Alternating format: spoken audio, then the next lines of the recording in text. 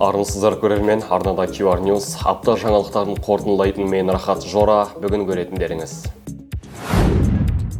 Қазақстан Шанхай ынтымақтастық ұйымына төрағалық етті. Саммит Астана қаласында өтіп, 16 мемлекеттің көшбасшысы қатысты. Жиналыс барысында 25 құжат рәсімделді. Шанхай ынтымақтастық ұйымының бас хатшысы Чжан Мин брифингтің Астана қаласында өткені тиімді әрі ұтымды екенін айтты. Ең басты жаңалық ұйым қатарына Беларусь мемлекетінің кіруі, осылайша Шанхай бестігінің қатары 10-қа толды. Астанада өтіп жатқан Шанхай ынтымақтастық ұйымының 24-ші отырысында 16 елдің басшысы өзара келіссөз жүргізіп, астаналық декларацияға қол қойды.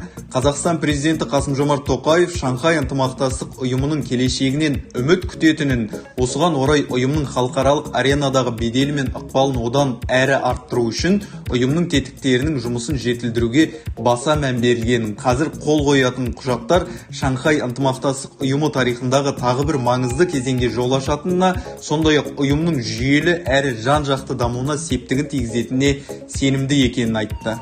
ОБТ нәтижесі бойынша Қазақстандағы рекорд жаңартылды. Жаннұр Еңсебек пен Айым Ержанова атты екі оқушы мүмкін болған 140 ұпайды еншілеп, бір-ақ күнде Қазақстанға танылды. Аталмыш қос түлекке ОБТ-ға дайындаған оқу орталықтары Hyundai Sonata 5 миллион теңгелік сыйақы және Дубайға жолдамасында түрлі сый-сияпаттар тарту етуде.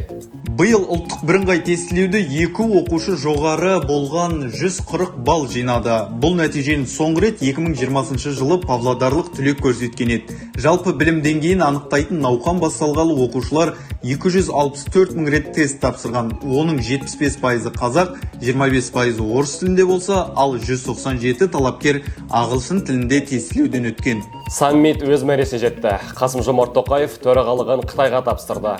Қазақстан бір жыл бойы төрағалық қызметті атқарды. 140-тан астам түрлі шаралар өтіп, 25 маңызды құжатқа қол қойылды. Өткен саммитте Ресей-Украина арасындағы қақтығыс, Түркия-Ресей арасындағы сауда-саттықтың нығаюы сынды проблемалық мәселелер де қарастырылған болатын. Сонымен қатар Шанхай ынтымақтастық ұйымының кездесуінде Тоқаев сауда-экономикалық байланыстарды нығайтудың маңыздылығын және ұйымға қатысушы елдердің сауда-экономикалық өзара іс-қимылының перспективалар туралы сөз қозғады. Бұл ретте ол ұйымға қатысушы елдер экономикасының ағымдағы кезеңінде 4-тен 9%-ға дейінгі жоғарғы өсу қарқынын көрсетіп отырғанын атап өтті. Үндістанда ғибадатханалардың бірінде кептеліс орын алып, дем жетпей қаза тапқандардың саны 100-ден асты. 200-ге жуық адам түрлі дене жарақаттарының құрбаны болды. Оқиға 2 шілде күні орын алған.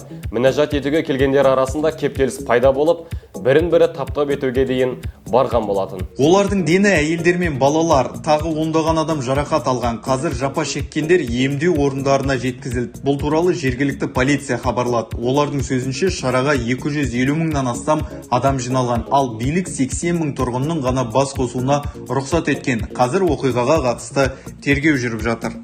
Футболдан Еуро 2024 турнирінің ширек финалына шыққан командалар анықталды. Германия мен Испания, Португалия мен Франция, Нидерланды мен Түркия және Англия мен Швейцария сынды құрамалар іріктеліп қалды. Аталмыш турнирдің финалы шілденің 14 күні Германияның Берлин қаласында өтеді деп жоспарлануда. Футболдан Еуро 2024 турнирінде үздік 8-дік іріктеліп қалды. Шілденің 5 күні Германия, Испания және Португалия, Франция құрамалары ойын өткізеді. 6 шілде күні Англия, Швейцария және Нидерланд, Түркия құрамалары өзара мықтыны анықтайтын болады. Турнирдің финалы шілденің 14 күні Берлин қаласында өтеді деп жоспарлануда. УЕФА тарапынан финалға жолдама алған қос командаға 5 миллион евро сыйақы көзделген. Чемпион атанған команда қосымша 3 миллион евро бонуспен марапатталатын болады. Сіздермен бірге болған Рахат Жора, апта соңы жаңалықтар әлегі тамам. Көріскенше күн жақсы.